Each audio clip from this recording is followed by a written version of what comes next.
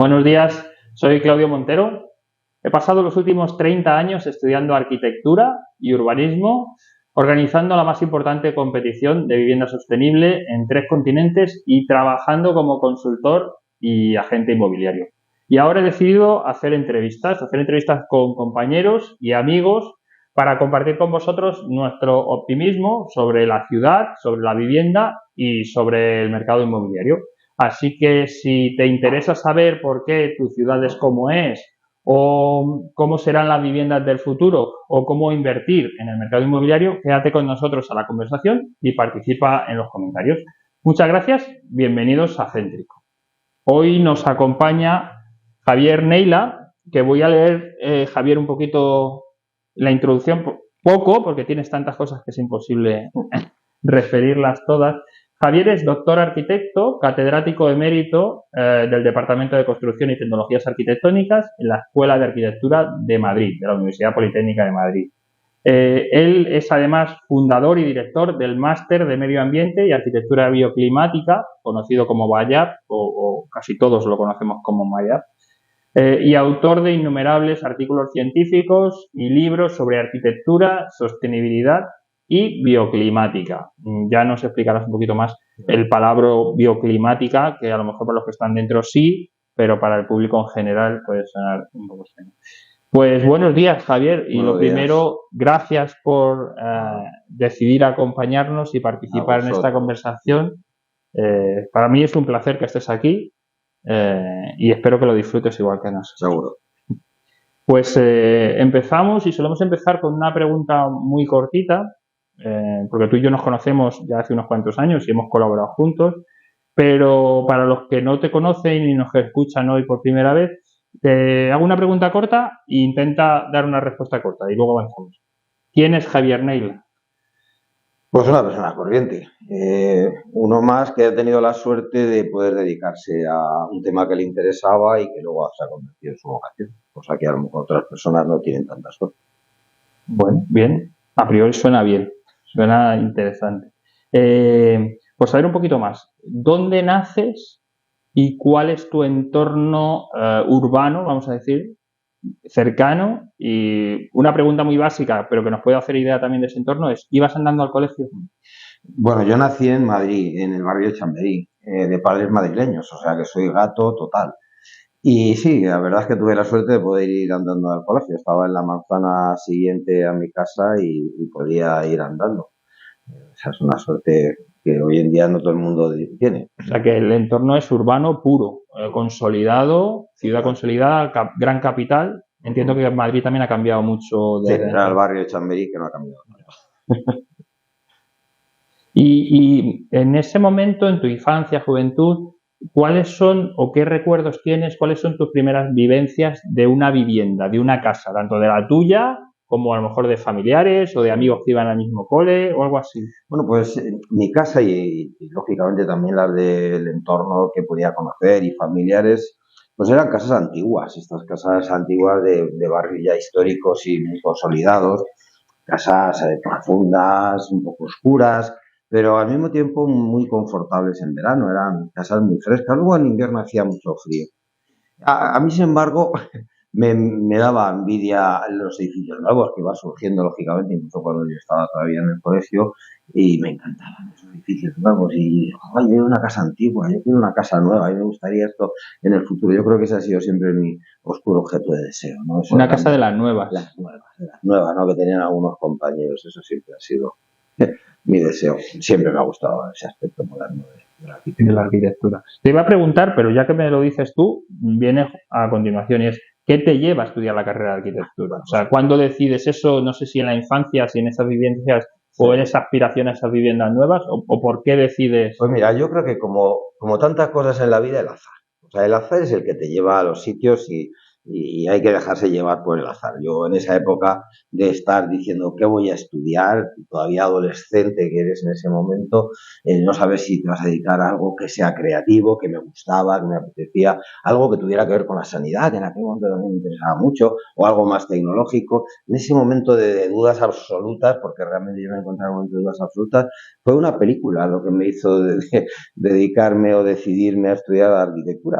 En ese momento dio la casualidad que pusieron en la televisión una película, El manantial, de King Vidor, en el que Gary Cooper hace de un joven arquitecto que rompe con los convencionalismos sociales, y me pareció fantástico, y aquello me llevó a estudiar arquitectura. O sea que, como te das cuenta, a lo mejor no llegan a poner esa película, ponen una película de un médico genial y ahora mismo sería médico, tal vez, pero eso me llevó a estudiar arquitectura.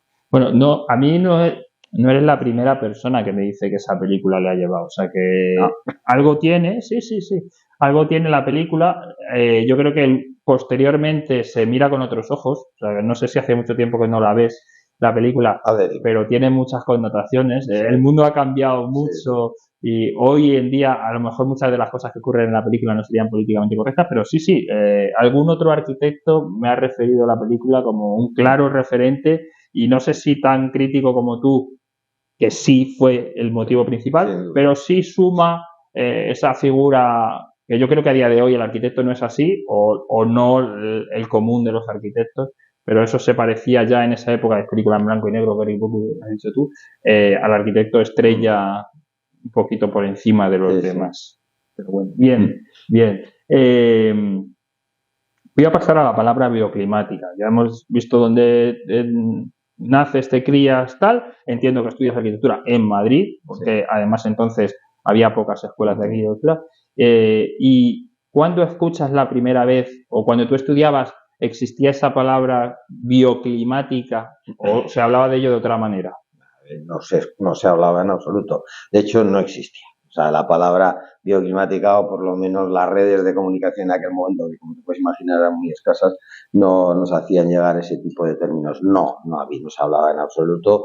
En la escuela no se hablaba en absoluto de esa terminología ni nada parecido.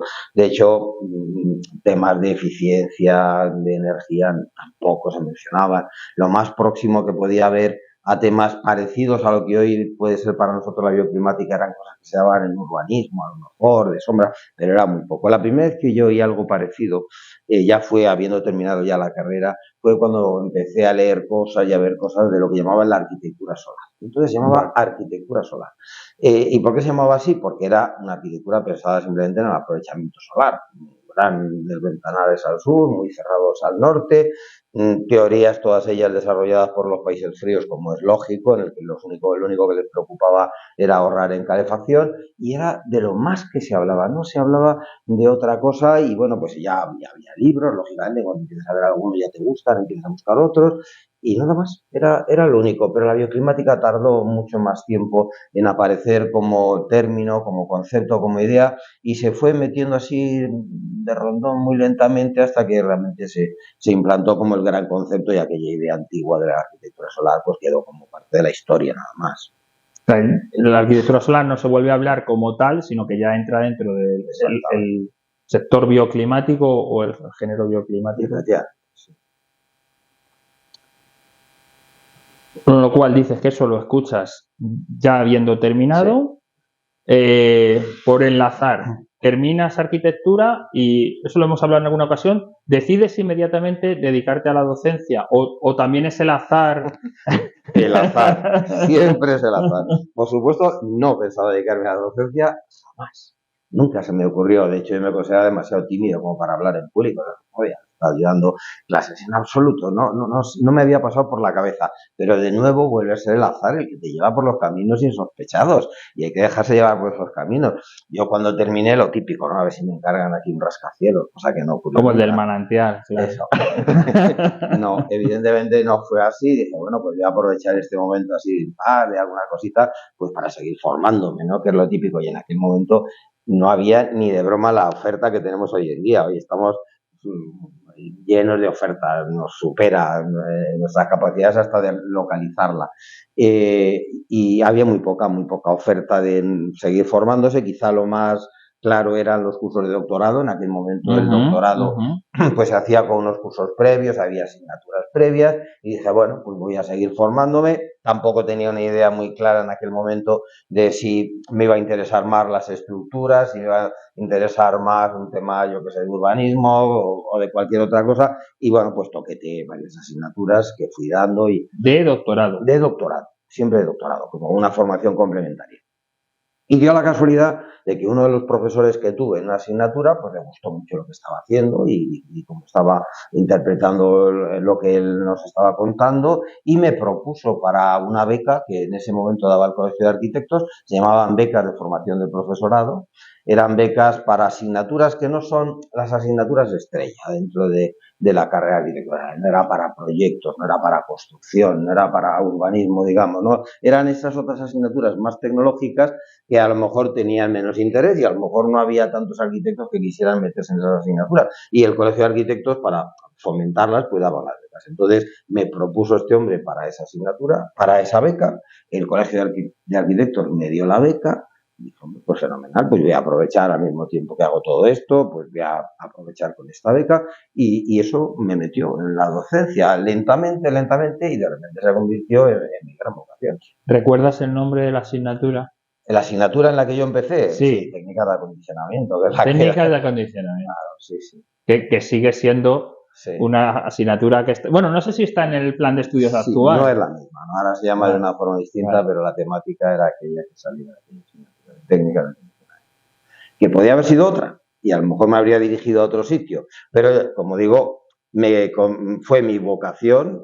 Me di cuenta de que ahí me encontraba muy a gusto en la vocación docente, y al mismo tiempo en la temática que me interesaba, que era la de la eficiencia energética.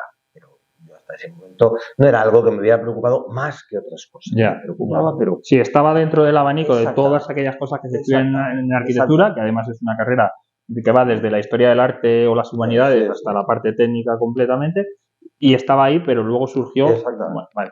Y llegaste, ya por curiosidad personal, o sea, ya no, no lo tengo aquí. ¿Llegaste a compaginar trabajo en alguna oficina de arquitectura con la docencia? O sea, que sí que pasaste por el sector, por el oficio. Durante muchos años. Sí. Yo en cuanto tuve la oportunidad monté mi propio estudio. Vale.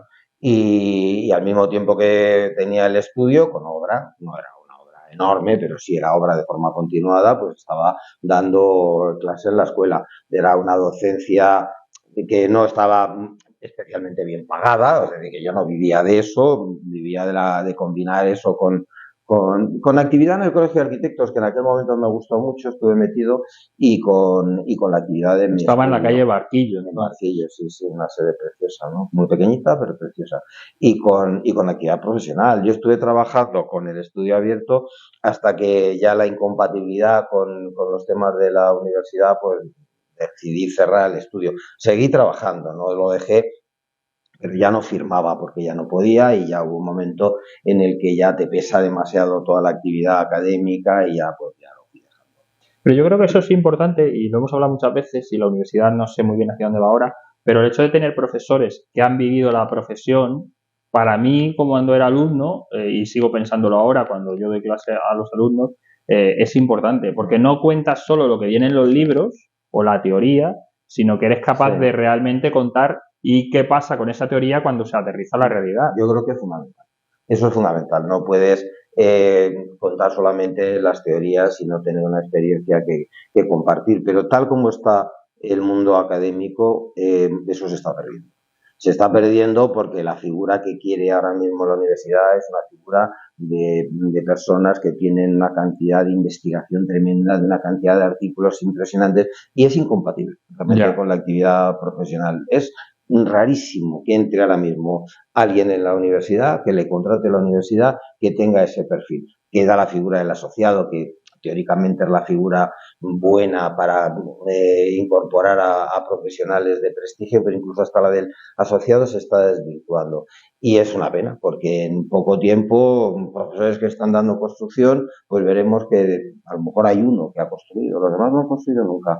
Y están dando clases. Además es que el perfil profesional o de la persona es diferente. O sea, el perfil profesional de una persona que le gusta la obra, que va a la obra, que diseña y luego lo ve, es uno mucho más pragmático, mucho más quizá echado para adelante o con otras capacidades de liderazgo en la misma obra, y el perfil que dices tú, académico, para tener toda esa cantidad de producción académica, de artículos científicos y demás, es otro, es una persona mucho más estudiosa, más enfocada en el detalle, donde todos los datos de los experimentos científicos es capaz de plasmarlos y sacar las conclusiones, y para mí son perfiles que muy pocas personas tienen ambos lados. Y son es que es casi incompatible. Y son magníficos investigadores los que están entrando ahora, magníficos investigadores, pero que tienen esa carencia. Que no está, que la universidad no está fomentando, quizá porque los perfiles que se exigen a nivel internacional, pues no encajan. Ya.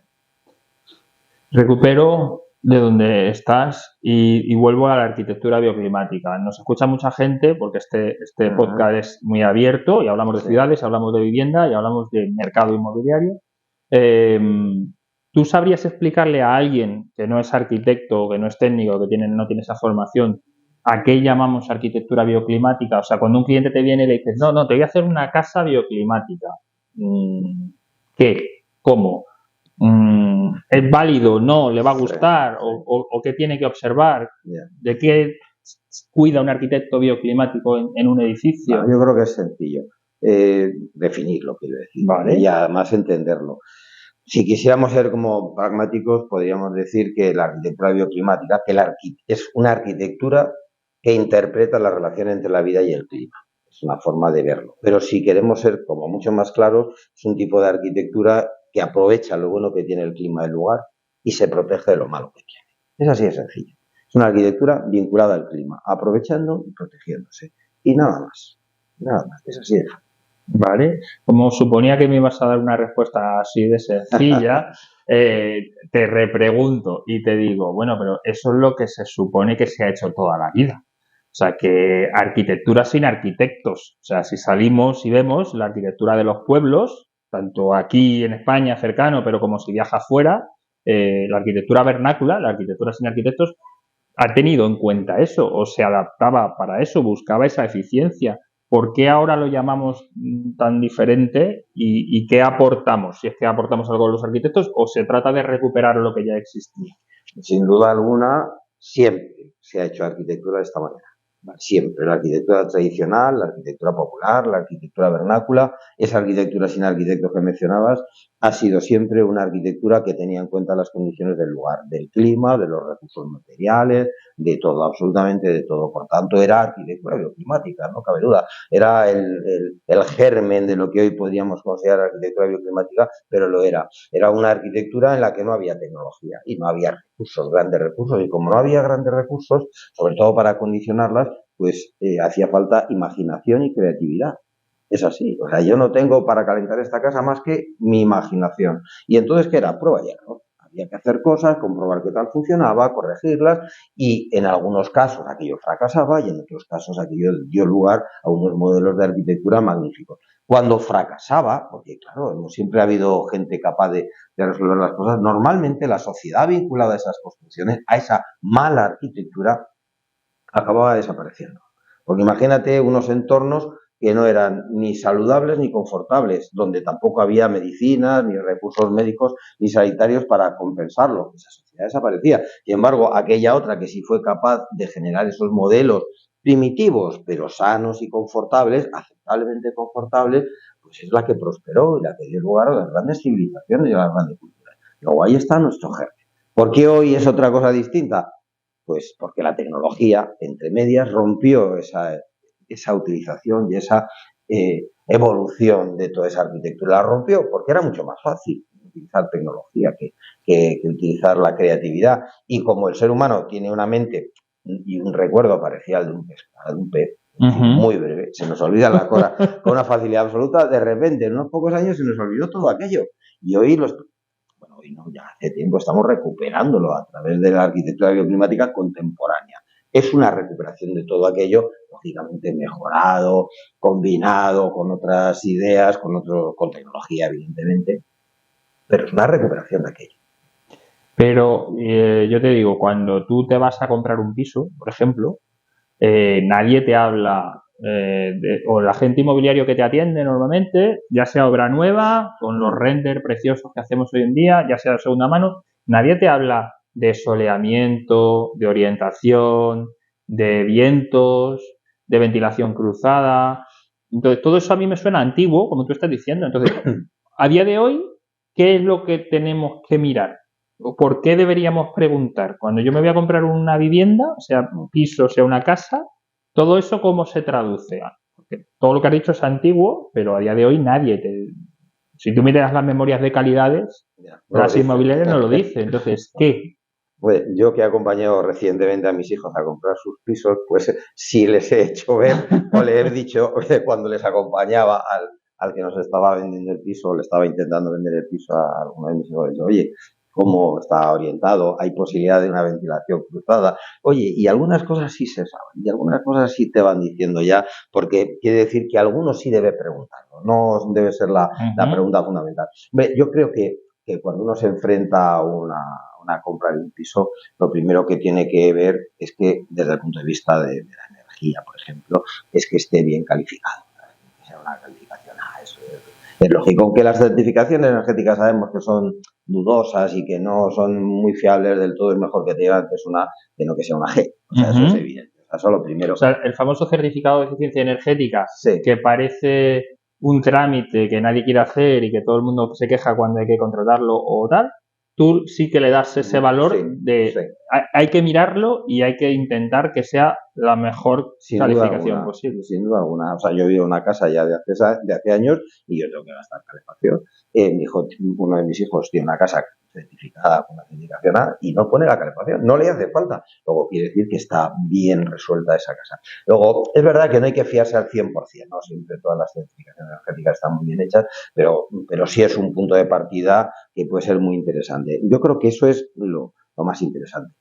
A partir de ahí, bueno, pues ya eso seguramente traerá que las carpinterías son buenas, que los vidrios son buenos, que no hay puentes térmicos, todo eso vendrá también. ¿A qué le doy yo también mucha importancia? A la luz. Creo que la luz es fundamental en una vivienda porque además la luz tiene que ver con los estados de ánimo, con la serotonina, con el confort, con el bienestar. No solamente con el bienestar visual y con el ahorro de energía, que eso sería casi lo menos importante, sino con el estado de ánimo, con sentirse bien. Por tanto, las casas deben ser luminosas. Tenemos la suerte de vivir en un país con mucha luz. Aprovechemos que nuestra arquitectura aproveche esa luz. Yo recuerdo hace muchos años, yo creo que estaba yo todavía en la carrera, un buen amigo estudiaba odontología y hablábamos ya, mirábamos para qué piso comprarte, qué no, qué criterios, no sé qué. Y él me decía las ventanas, lo que tú estás diciendo ahora, la luz. Y me decía, joder, es que yo estoy mucho más a gusto en un interior con luz. ¿Por qué no se hacen los edificios con ventanas? ¿Por qué las ventanas no son más grandes? Yo te pregunto a ti ahora, por ejemplo, ¿por qué antes, ahora ya hay más edificios de ese tipo, ¿por qué antes no se hacían las ventanas más grandes? Hombre, porque la calidad del vidrio y de la carpintería en aquel momento todavía era mala. Sigue siendo el punto débil de una fachada, es el punto más débil. Una parte opaca, la cubierta o un cerramiento opaco lo puedes aislar muy bien, puedes resolverlo muy bien y sin embargo una ventana es mucho más complicado. Siempre ha sido el punto débil. De hecho, la arquitectura tradicional que hablábamos antes, pues en muchos casos casi ni tenía ventanas o no las tenía porque tecnológicamente es muy complicado hacer una ventana. Era muy complejo hasta que pudieron poner vídeos, algunos que pudieron poner vídeos, lo que tardaron con aquello. Es complicado. Y hace años la calidad de los vídeos era mala. Tenías vídeos, sí, pero eran muy malos. Entonces, claro, poner una gran ventana, pues era una cosa absurda. Porque tenías pérdidas. Porque tenías muchísimas pérdidas. Antes hablaba de la arquitectura solar. La arquitectura solar era grandes ventanales al sur, que sería malo, de vídeos malos, porque en aquel momento el vídeo seguía siendo malo, no había vídeos aislantes, evidentemente, porque captaban mucha radiación solar y compensaba las ganancias con las pérdidas. Pero miraba la fachada norte y era una ventanita ridícula, porque claro, como ahí no tenías captación, pues cuanto más pequeña mejor. Yo, sin embargo, he defendido la fachada norte muchas veces porque hoy en día podemos poner buenas ventanas, buenos ventanales, buenos vídeos y tenemos unas luces, una luz genial y en verano son las zonas más confortables de la casa. La fachada norte no es mala hoy en día por eso. Aprovecho, y esa pregunta no la tengo aquí, pero también es una pregunta recurrente y entre los arquitectos se discute, o sea, tal y como te estoy entendiendo, las fachadas de un edificio deberían ser diferentes, porque no estamos acostumbrados a eso en la ciudad. Tú ves un edificio y las fachadas y tú te das la vuelta porque tiene un núcleo de escaleras y X viviendas alrededor y todas las fachadas son iguales, pero sin embargo tú estás diciendo que en la arquitectura bioclimática sí. ¿Nos puedes desarrollar un poco el por qué ¿Debería ser diferente la Pues- sur de la norte o la este de Pues la oeste? completamente diferentes. Deben ser completamente diferentes. A lo mejor algunos aspectos no se perciben porque tiene que ver con el tipo de vidrio y eso a lo mejor no se nota, pero tienen que ser completamente diferentes. No puedes tener el mismo tipo de fachada con el mismo tipo de huecos, ni de vidrio, ni de carpinterías, donde estás recibiendo una radiación muy buena en verano, muy buena en invierno, frente a una fachada donde no vas a recibir nada de radiación, o al contrario, una fachada donde vas a recibir mucha radiación durante la tarde en pleno verano, es decir, lo peor que puedes tener. No, son distintas. Si me estás preguntando que te dé una regla, no te la voy a dar. Y no te la voy a dar porque todos los casos son distintos. Todos los casos necesitan de un estudio específico. A lo mejor resulta que te puedo decir que la fachada oeste es la peor, que efectivamente suele ser la peor. En Madrid, En entiendo, Madrid. porque volvemos otra vez o puntualizamos que la arquitectura bioclimática está situada en un lugar con un clima determinado Por y que supuesto. se debe a eso. Luego la fachada Sí. oeste es la peor en Madrid. En Madrid. Por eso te estaba diciendo antropología de reglas, ¿no? Pero imagínate esa fachada mala, que yo digo, no, ahí no pongamos, vamos a reducir y minimizar el tipo de huecos, que está en una calle en la que el edificio de enfrente le está dando sombra durante todo el verano, pues ya no hay tanto problema. Es decir, que incluso en ese caso y en esa fachada hay que estudiar las circunstancias para ver cómo hay que resolverlo. Está claro que hay fachadas muy aprovechables, nuestra gran fachada en Madrid, en España en general, en latitudes medias, en todo el Mediterráneo, es el sur. Es el sur porque se recibe mucha radiación en invierno y muy poca en verano, curiosamente, porque el sol está muy alto en nuestras latitudes. La fachada este, pues es una fachada muy agradable, la del amanecer, en verano no es problemática porque las mañanas son frescas, en el invierno no se canta gran cosa y normalmente, como hemos dicho, la fachada oeste es la mala. Y la norte no es la mala, pero en otros sitios es distinto. Cerca del Ecuador, pues el sol está muy alto, y la norte y la sur son iguales, por tanto hay que verlas de una forma diferente. Es decir, que no se pueden dar reglas, pero si se puede decir algo es que deben ser diferentes en cuanto a la configuración, el tipo de huecos, el tamaño y luego el tipo de carpintería y el tipo de vidrio. Los vidrios hoy en día nos ofrecen muchos recursos con tratamientos especiales, bajo emisivos, protección solar, que no deben colocarse igual en todas las fachadas. De hecho, personalmente, en mi opinión, es que un vidrio, por ejemplo, bajo emisivo, que es un vidrio con una mejor capacidad aislante, es perfecto para la fachada norte, para que ahí se pierda menos, pero en la fachada sur reduce la entrada de radiación solar en invierno. Luego yo no lo pondría ahí, pondría un vidrio aislante, pero sin ese tratamiento bajo emisivo, por decir un ejemplo, ¿no? Y luego protecciones solares como el toldos, por ejemplo, que suena muy antiguo. Pero es muy bueno y muy eficaz, por supuesto, protecciones solares. Esa es la otra gran cosa que hoy en día no tenemos. Hoy, desgraciadamente, no tenemos esa filosofía de preocuparnos por las protecciones solares, cuando es algo magnífico. Es magnífico. O sea, que tú invertirías, perdóname que te corté en la pregunta, ¿tú invertirías antes en unos buenos toldos o protecciones solares que en un buen equipo de aire acondicionado? Hombre, sin duda alguna, porque a través de esa concepción más pasiva del edificio podemos resolver muchas cosas y podemos evitar muchas cosas. Es decir, podemos evitar a lo mejor ese equipo de aire acondicionado y si lo tenemos, el tener que utilizarlo. Es que el comportamiento pasivo del edificio es lo primero que deberíamos tener en cuenta. Eso es básico. Comportamiento pasivo del edificio. Esa pregunta la tengo luego, pero te la voy a hacer ahora. ¿Qué es eso? Porque todos los edificios son pasivos, ningún edificio es activo, ningún edificio se mueve. ¿O qué significa? No, vamos a ver, cuando en esta terminología hablamos de pasivo y activo, estamos hablando de el propio edificio, la configuración formal, su tamaño, su orientación, los huecos, las capas que conforman pues las envolventes, mientras que cuando hablamos de activo estamos hablando de componentes mecánicos que complementan las instalaciones. Exactamente. Que complementan el funcionamiento pasivo. Cuando hablábamos también hace mucho tiempo, igual que cuando hablaba de arquitectura solar, en aquel momento se empezó a hablar de arquitectura pasiva. Cuando hablábamos de arquitectura pasiva, era una arquitectura que no tenía ningún complemento mecánico. Es decir, un edificio que funcionaba de cara al acondicionamiento hidrotérmico, solo el acondicionamiento hidrotérmico, que funcionaba pasivamente, porque luego tenía que haber iluminación, claro, y a lo mejor otras instalaciones, fontanería, saneamiento, por supuesto, pero en acondicionamiento era todo resuelto simplemente con el propio diseño, es decir, algo muy bioclimático. Enlazo con eso una pregunta que se me ha quedado de antes, pero que considero interesante por las veces que te lo he escuchado a ti y lo hemos visto en clase. Has hablado de confort. Sí. Y hemos hablado de luz, de iluminación, de ventilación, de energía. Sí.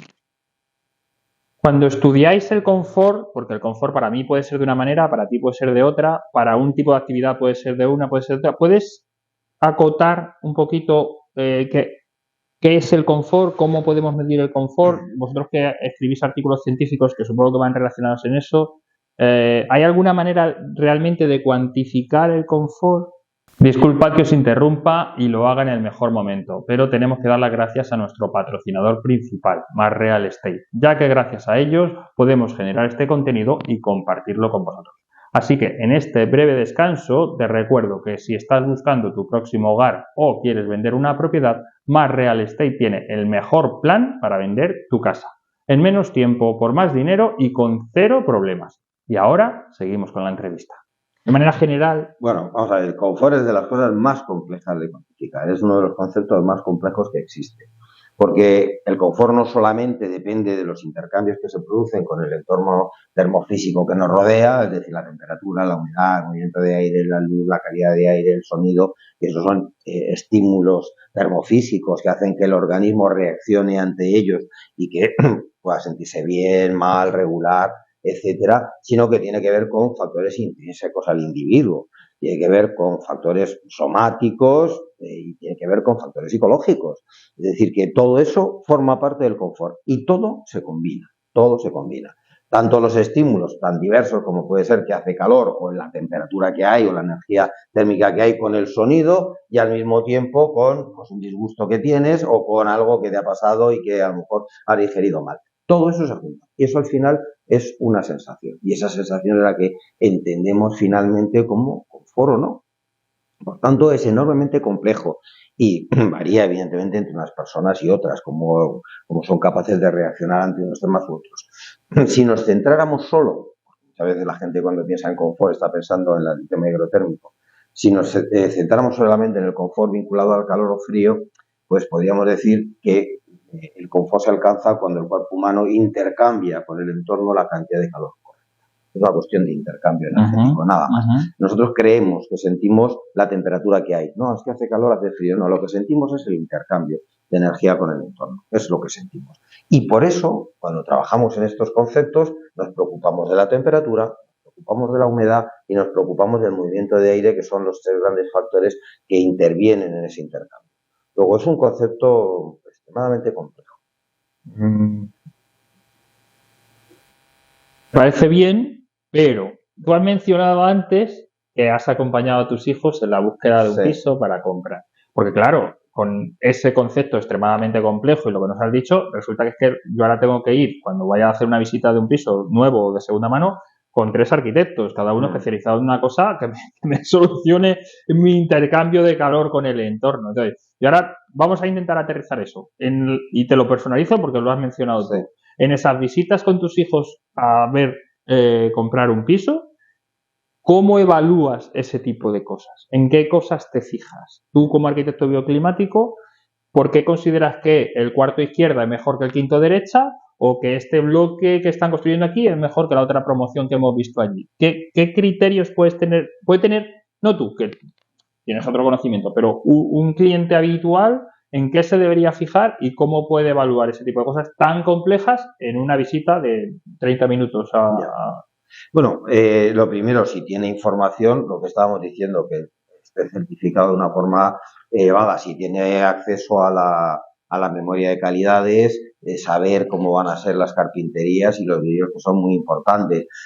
Por supuesto, el aislamiento damos por sentado que va a ser bueno, porque la normativa es de las cosas, de las pocas cosas que nos impone, pero hay que saber cómo está puesto. Yo siempre recomendaría que el aislamiento estuviera puesto por fuera, que eso va a dar una influencia enorme sobre el confort, no solamente sobre el ahorro de energía, sino sobre el confort. Por fuera, eso lo tienes que explicar. Por fuera es por fuera, o sea, decir, por fuera si vemos, por ejemplo, estos edificios de ladrillo, ¿quieres decir que el aislamiento iría por fuera? ¿Lo veríamos?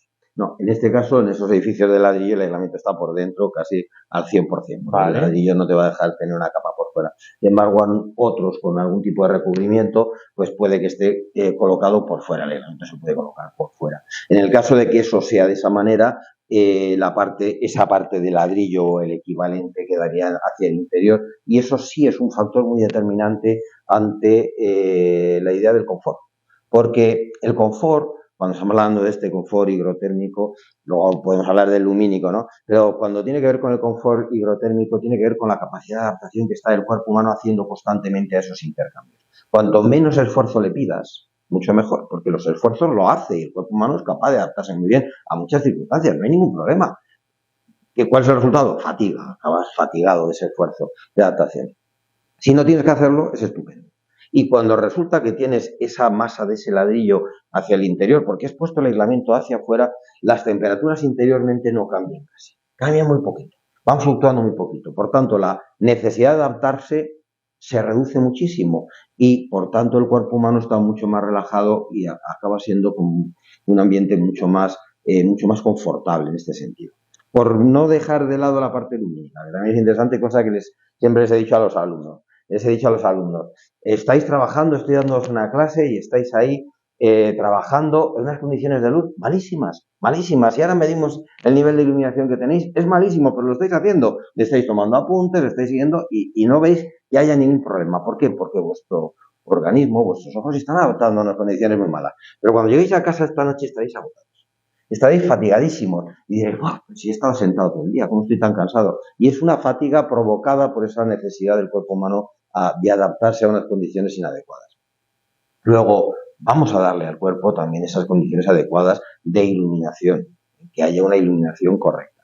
Y luego que se pueda ventilar bien, que sería el tercer aspecto importante, no tanto por la calidad de aire, que es fundamental, evidentemente, y ya si uno sigue en los edificios la normativa, pues damos por sentado que está asegurado, sino por tener la capacidad de, llegado el verano, de no tener que recurrir a los sistemas mecánicos y alcanzar el confort simplemente con movimiento de aire y con ventilación, que se puede alcanzar muchísimas horas del periodo del verano. Si el edificio está pensado para que haya esa posibilidad de ventilación. Eso sería tan fácil como tener dos orientaciones o al menos una que diera un patio, o sea, de manera que haga corriente, lo que antes se decía que haga corriente. Exactamente. Lo que antes cuando me preguntabas por mi casa, en la casa en la que yo vivía, evidentemente la bar de dentro estaba dando al patio, a dos patios además, ¿no? Uno patio más de manzana, otro donde había una escalera.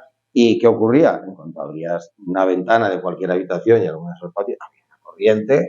Luego, además, el balcón se le ponía la persianita, sombreamiento, que también has comentado, se ponía la persianita y aquello era súper confortable. Las casas tenían esa masa que hacía falta y era súper confortable en las casas. ¿Qué ocurre? Que hoy pues no se piensa en esto. ¿Por qué? Porque hay tecnología. Porque la tecnología puede resolver. La tecnología vende y la persianita no vende. Volvemos a enlazar con el inmobiliario que hablábamos antes de empezar a grabar. El arquitecto bioclimático piensa en esas cosas y el promotor inmobiliario busca elementos que le sirvan para vender el inmueble donde la persianita o la ventilación cruzada... Y posiblemente el cliente también. Es decir, pero este tiene aire acondicionado, pero tiene la preinstalación. ¿Por qué? Porque piensa que va a tener calor y a lo mejor el que le está vendiendo el piso le intenta demostrar que eso no va a hacer falta, pero no es tan sencillo. Efectivamente, eso es una barrera. Sí, bueno, yo creo que se trata de ir entendiendo que lo antiguo no es tan malo o con la tecnología no es tan buena. O sea, en ese mix y ese equilibrio es donde deberíamos.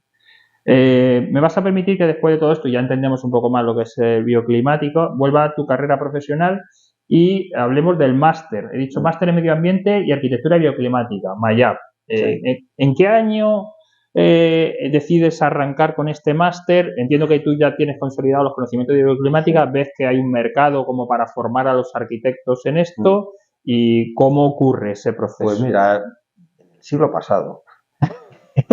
Yo ya monté un curso de especialización, que es un curso relativamente corto, en el que ya hablaba de arquitectura bioclimática y ya veía un poco el alcance que podía tener, la gente que estaba interesada, pero hubo un momento en que me di cuenta que aquello se quedaba corto, que el tema era demasiado importante, que había una necesidad de seguir hablando del tema y algo que luego se verificó y se demostró con una gran demanda. Luego empezó a haber una gran demanda de estos cursos. Y en el 2001, pues ya monté el máster. Monté el máster de Medio Ambiente y Arquitectura Bioclimática, un poco con toda la experiencia previa y con esa valoración que aquellos alumnos ya me estaban diciendo de lo que necesitaban y querían.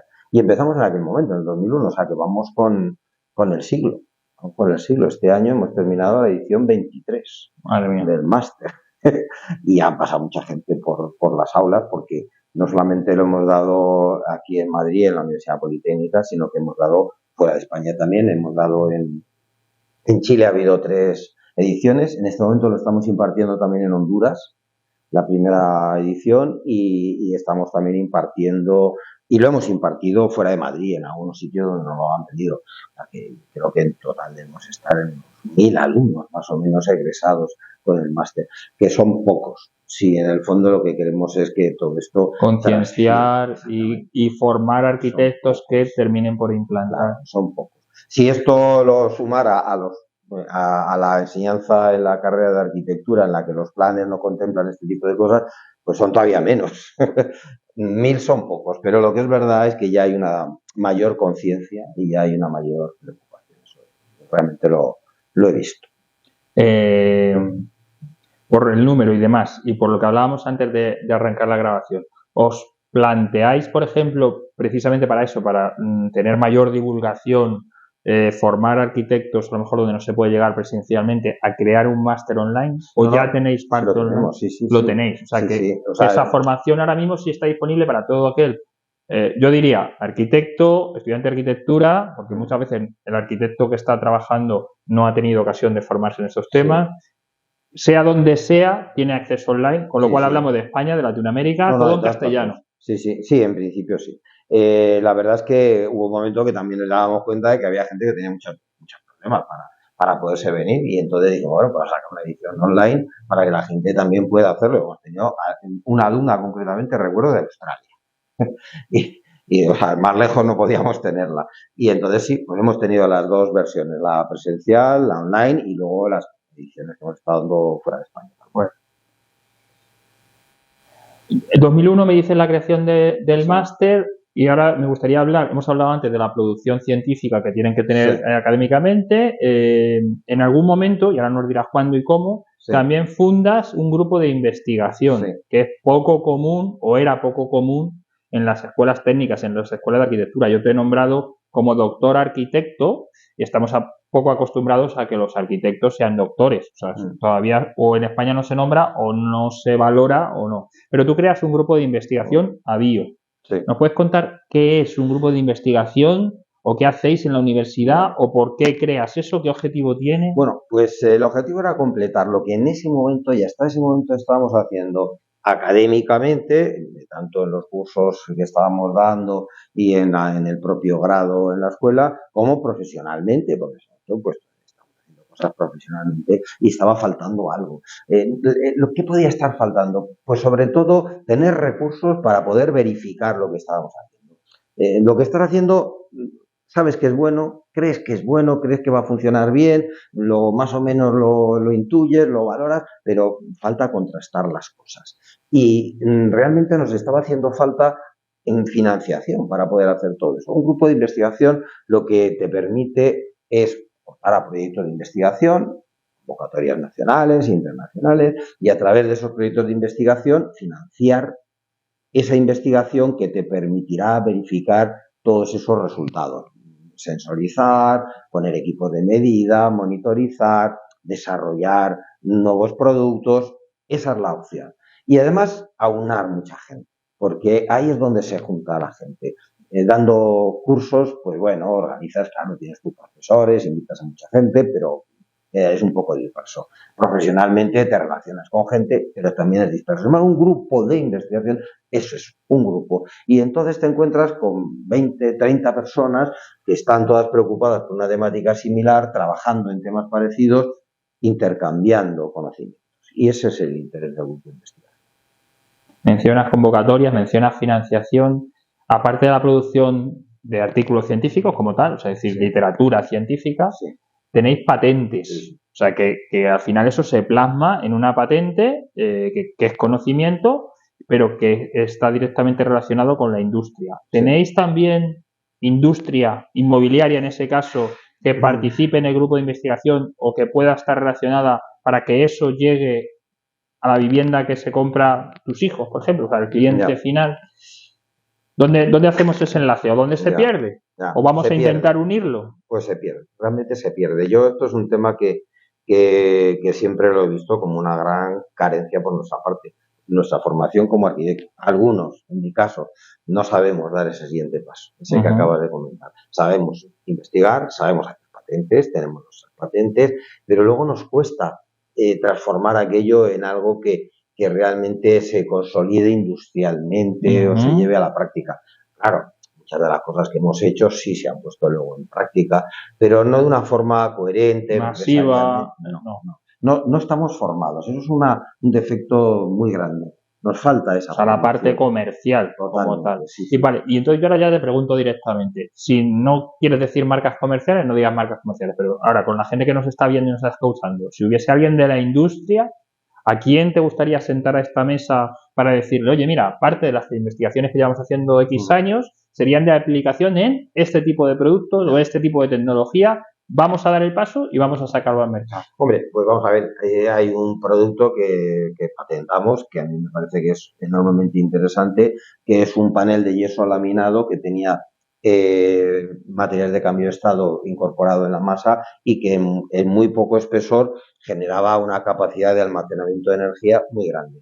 ¿Para qué era válido aquello? Pues para una rehabilitación, en la que muchas veces no eres capaz de compaginar un nuevo aislamiento que vas a incorporar, mantener la masa para lo que estaba comentando antes de que las temperaturas se mantuvieran estables, y ese es un producto interesante. En su momento hablamos con fabricantes que pudieran interesarles, les interesaba. Es verdad que el proceso de fabricación tenía que cambiar para poder incorporarlo, pero aquello quedó un poco perdido y bueno, cuando se ha aplicado, pues se ha aplicado casi de una forma más manual que otra cosa. Ese sería un producto que yo creo que tendría una trascendencia pues grande y muy interesante.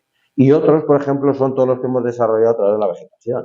Hemos desarrollado muchas soluciones de vegetación para envolventes, en cubierta y en fachada, que hoy en día son imprescindibles en las ciudades. Las ciudades, si algo necesitan hoy en día, es renaturalizarse, y no basta con que nos pongan unos árboles ahí fuera, en lugar de talarlos, que nos los pongan, no es suficiente, sino que hay que poner también en los edificios, que para hacer un edificio hay que ponerlos en muchos sitios, y ahí hemos desarrollado patentes de soluciones óptimas, económicas, favorables. Pues ahí también sería muy interesante que hubiera industriales. Bueno, pues yo me lo apunto, personalmente me lo apunto, y vamos a ver si entre otras iniciativas conseguimos mover eso con empresas. No, yo creo que hay que hacerlo, o sea, y al final es dar los pasos y lo que hablábamos antes, y hablar el lenguaje del otro. O sea, muchas veces llegamos desde el grupo de investigación y es difícil hablar del lenguaje del empresario, y al empresario a veces le cuesta detenerse un poco.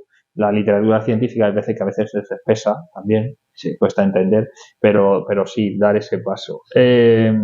Has hablado de varias cosas, pero quiero saltar, porque has hablado de materiales de cambio de fase, que creo que requeriría una explicación, pero vamos a intentar saltar. Dejémoslo en que es tecnología o también es algo antiguo.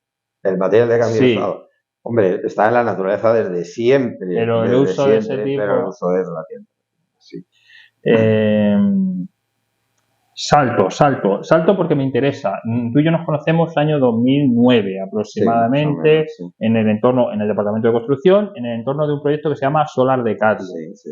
Entonces, yo sé lo que es el Solar Decathlon, pero te tiro a ti la pelota y te pido que me expliques qué es el Solar Decathlon o qué era cuando tú la primera vez que escuchas hablar de ello y cómo decides que te quieres meter en ese jaleo. Siendo un profesor, con tus clases, tus horarios, tu máster, tu grupo de investigación y todo más o menos cuadradito, lo que tenemos un día a día normal, pero no, decides que aún quieres más y te metes en un fregado como el Solar Decathlon. Cuéntanos un poco qué es o qué era y por qué te metes en eso. Bueno, el Solar Decathlon es una competición entre universidades que organiza el Departamento de Energía de los Estados Unidos, en el que cada universidad debe construir una vivienda autosuficiente y pasar por unas pruebas, por 10 pruebas, pues eso es un decathlon, y bueno, y valorarse entre ellas, ¿no? El tema es, en principio, súper interesante.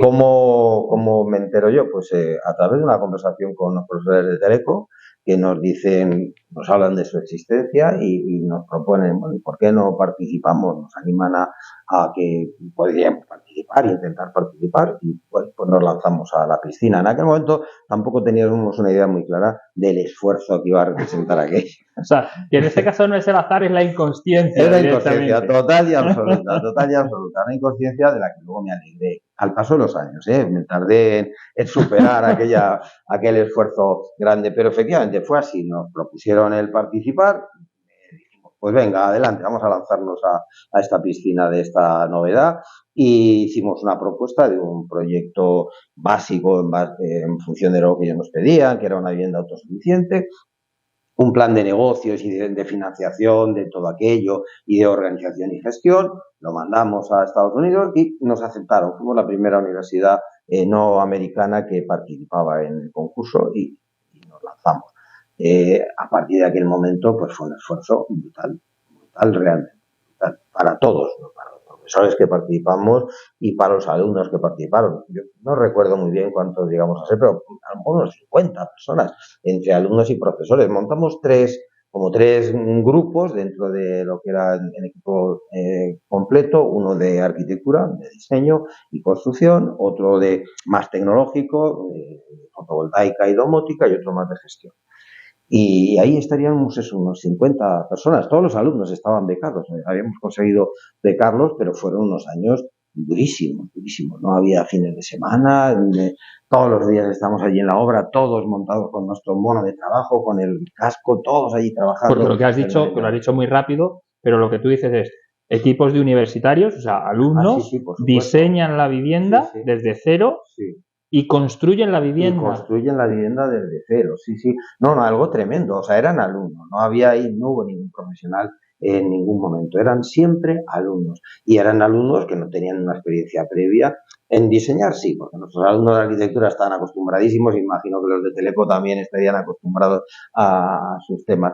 Pero a construir jamás. Y aprendieron a construir y a recepcionar los materiales en la obra y a saber que algo que te habían dicho que iba a ocurrir no ocurre y que el camión se retrasa, en fin, todo ese tipo de cosas que luego en la práctica profesional te encuentras. Pero aquellos alumnos no tenían ninguna experiencia y acabaron con una experiencia impresionante. Fue extremadamente duro, muy complicado, con roces, lógicamente, entre unos y otros, porque 3 años trabajando hasta conseguir el resultado final supuso que había muchos roces, pero lo fuimos solventando y al final, pues, yo creo que fue un gran éxito. Pero ¿y construís? Se me ocurre, así pregunta bote pronto. ¿Construís en Madrid? Sí. Pero la competición se celebra en Estados Unidos. Sí. ¿Y entonces qué? O sea, la casa la construís aquí y luego la lleváis. Efectivamente. Nosotros, desgraciadamente, no estábamos tan cerca como otras universidades americanas que podían coger su casa, montarla en un gran tráiler y llevarla directamente y depositarla. La teníamos que despiezar. O sea, nosotros construimos aquí para ver que funcionaba lo que teníamos. De hecho, hicimos 2 casas. Una nos servía como de piezas de repuesto para la casa original y las tuvimos que despiezar y montarlas en un barco que salió de Valencia. En piezas, en contenedores, encima de la cubierta, las piezas y llevarlas hasta allí. Tuvimos la desgracia, ya un poco como anécdota, que creo que fue la noche anterior a que montáramos las cosas, que vinieran a recogerlo para llevarlo al barco, nos robaron toda la fontanería de la casa. Con lo cual tuvimos que volver a montarla, volver a hacerla. Bueno, esa es muy experiencia muy de obra también. Hombre, o sea, total, que era experiencia completa. Claro, no tuvimos ahí nadie que nos vigilara, ¿no? Y nos robaron, y tuvimos que volver a hacerlo, pero claro, ya el barco había salido, con lo cual tuvimos que buscar un avión que salía de Luxemburgo, recuerdo, que pudiera cargar todo aquello y tuvimos que hacer un vuelo con la fontanería para completar lo que ya estábamos llevando hasta Baltimore con el barco. O sea, que fue complicado. Y volver a construirla. Volver a construir. Y yo recuerdo la primera noche, porque claro, esto teníamos una semana para montarlo, aquello era muy divertido porque al lado creo que era una universidad de Texas, que según llegamos vemos cómo cogen la casa, la ponen allí y los alumnos allí tranquilamente se tiran al suelo, mientras que a nosotros nos llega todo en pieza como si fuera un puzzle y a montarlo. Entonces, pues era muy diferente. El esfuerzo también de montaje aquel fue también muy enriquecedor, sin duda. Con lo cual entiendo que en inglés hablamos de learning by doing, aprender haciendo. Sí. Esa era una experiencia real de aprender haciendo. Sí. ¿Qué cosas aprendiste tú o qué cosas aprendieron tus alumnos en ese momento, en esa experiencia dura de 3 años, pero tan creo yo, enriquecedora y tan diferente a ir a clase y tomar apuntes? que deberíamos implementar más en las aulas y que a no ser de un proyecto de esa envergadura no se hace? Pues ojalá pudiéramos hacerlo así siempre. Ojalá pudiéramos tener esa parte práctica en la que llevas a la práctica lo que estás pensando, lo que estás desarrollando, lo que estás estudiando, no solamente ir a una obra y ver cómo se resuelve un detalle y una esquina y un encuentro, no, sino realmente hacerlo hasta físicamente. Yo creo que en otras partes del mundo, otras universidades son capaces de incorporar esto. Nosotros no lo hacemos. En la Universidad Politécnica no tenemos tiempo. Los programas son tan cerrados, iba a decir tan cerriles, pero también algo así, que no nos dan esa opción. Esa es una posibilidad magnífica. Hace poco me invitaron a una universidad en Barcelona, o una universidad privada en Barcelona, para que lo juzgara unos trabajos justamente de este tipo. Iban a hacer un elemento de fachada, creo que en aquel momento llamaron la intervención habitar la fachada. Lo llamaban así. Entonces, hacían grupos transversales de todos los cursos, alumnos de todos los cursos, y tenían que hacer lo que se les pedía. Y aquello lo construían en más o menos una semana, y luego los profesores que veníamos de universidades de otras partes de España, pues lo juzgamos. Y me dieron una envidia enorme, cómo eran capaces, porque una universidad privada tiene como más margen a la hora de organizar sus programas y sus temas, mientras que las nuestras son como mucho más difíciles. Me preguntabas, Juan, cómo entré yo en la universidad y cómo empecé yo ahí a dar clase, el azar que estaba comentando, y aquel momento era también bastante distinto. O sea, yo ahí aprendí también muchísimo. Cuando empecé a dar mis clases, yo aprendía al mismo tiempo que impartía las clases. Y también aprendía a los alumnos. Recuerdo en una ocasión que les pregunté a los alumnos qué les preocupaba, qué les interesaba, de qué querían que les hablara. Y me dijeron una serie de temas. Dijo, pues no te preocupes que yo los preparo. Y efectivamente les di aquellos temas. Claro, no estábamos tan atados a un programa que hoy en día es imposible saltarte, porque no puedes. Y en aquel momento, pues fuimos capaces de hacer esa novedad. No es aprender haciéndolo, pero es aprender un poco también de tus propias inquietudes. Eso tendría que cambiar. Lo dejamos aquí y hablamos en privado, y si llegamos a alguna conclusión volvemos a dar respuesta. Bueno, yo creo que se pueden generar iniciativas. Estoy de acuerdo contigo, yo he trabajado en la pública y en la privada, y la privada, dependiendo del tamaño y de los estamentos superiores, sí hay cierto margen para hacer estas cosas. Luego ya está el tema de financiación, porque claro, no te cuesta lo mismo poner una presentación PowerPoint y tomar apuntes que edificar parte de una fachada. O sea que también entramos en dónde entra la industria o quién sale beneficiado de ese tipo de cosas. Voy a intentar cerrar el tema del Solar Decathlon, porque hemos dicho que construís una vivienda aquí, que me has dicho que construíais 2 para llevar las prácticas, la montáis en barcos, os vais a Estados Unidos, competís contra todo universidades americanas en ese momento. ¿Y qué pasó con la casa luego? Bueno, la competición salió bien. Sí, la competición salió bien. No, hay pruebas que no salieron mejor, otras no salieron a lo mejor no tan bien como teníamos pensado. Todas eran muchas dificultades las que nos íbamos encontrando, pero sí, en regla, como norma general y por regla general, sí, salió bien y lo disfrutamos. Como seguíamos teniendo un problema de financiación, porque nuestro gran problema en aquel momento fue la financiación, pues hubo un acuerdo con el Instituto, ¿cómo se llama? El Instituto Español de Comercio Exterior. De Comercio Exterior, sí, para financiarnos el traslado, porque había que desmontarla, claro, y traérsela. Y traérsela, pero no la trajimos a España, sino que lo que hicimos fue llevarla a Pekín. La llevamos a China. En aquel momento en China estaban haciendo una feria o querían hacer una feria internacional, pero luego al final no se hizo y se montó en Pekín la casa al final y estuvo financiada por este organismo que nos permitió llevarla allí. Luego aquí en Madrid tuvimos en su momento también una réplica de aquella casa que la hemos tenido ahí también durante mucho tiempo funcionando. Ahí va mi pregunta. La tenéis en la escuela de Teleco, por lo menos yo la he conocido ahí, no sé en los últimos años si sigue ahí. Sí. ¿Para qué habéis utilizado esa casa? O sea, todo ese esfuerzo de esos 3 años termina por tener una casa que es la réplica de la que compitió en Estados Unidos, ¿y para qué la usáis? Pues la hemos usado para temas de investigación sobre todo. Ha servido de demostrador. Tesis doctorales. Pero tesis doctorales, algunas de estas patentes que estábamos hablando, pues se han probado allí, hemos cambiado suelos, hemos cambiado algunos materiales. Los de Teleco también han utilizado toda la instalación fotovoltaica que había para cambiar cosas. Es decir, que tener un modelo a escala real es siempre muy interesante para poder hacer comprobaciones a escala real, no solamente tener unas células test que puedes comprobar ciertas cosas, sino que nos han servido. O sea, realmente es muy bueno tener una cosa de este tipo. Yo ahora ya te doy un pasito más porque no lo sé en estos momentos. ¿Es visitable? O sea, si alguien de los que nos escucha y oye hablar de esto, y oye hablar de la tecnología y demás, ¿hay posibilidad de ver esa vivienda real con las tecnologías? Entiendo que estamos hablando hace 20 años, unas habrán quedado obsoletas y otras se habrán implementado en esas tesis de investigación. Pues mira, no te lo puedo asegurar, porque en realidad sí se ha podido visitar, pero claro, con el paso del tiempo yo sé que había algún problema, en algún momento determinado hubo que parar las visitas porque había algún problema, yo que sé, de entrada de agua, algún problema eléctrico, y ahora mismo no te puedo asegurar si ya ese régimen de visitas que estábamos haciendo regularmente, pues se puede hacer, no lo sé. Bueno, me lo anoto también. Apúntatelo. Como también conocemos a los profesores de Teleco, en el ciclo este de podcast a lo mejor lo que hago es hablar con ellos y ver incluso si podemos grabar en la casa, ¿no, Laura? Sí. Podría ser interesante grabar allí. Sí.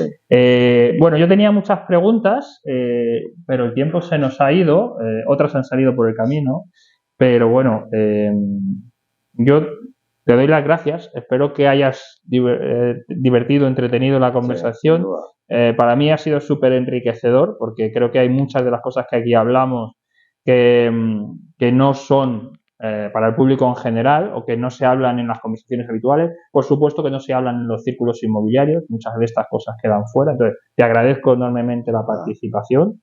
Personalmente, o sea, para mí es importante. Muchas gracias por haberte acordado de mí. Sí, no, para mí es importante. Aprovecho para decir a los que nos ven que ahora si quieren ampliar un poquito más de información, vayan a la página web del máster, del MyApp, que lo tengo aquí escrito, es www.myap.com para ver un poco qué temas tratáis y algunas de las promociones, actividades y demás. Gracias a los que habéis seguido el podcast hasta aquí. Espero que lo hayáis divertido igual que nosotros, igual que Javier y yo. Por supuesto, os pido una cosita muy sencilla, pero que para nosotros es importante, que os suscribáis al canal, que nos deis un like y que si participáis en los comentarios, pues mucho mejor. Muchas gracias y nos vemos en la siguiente.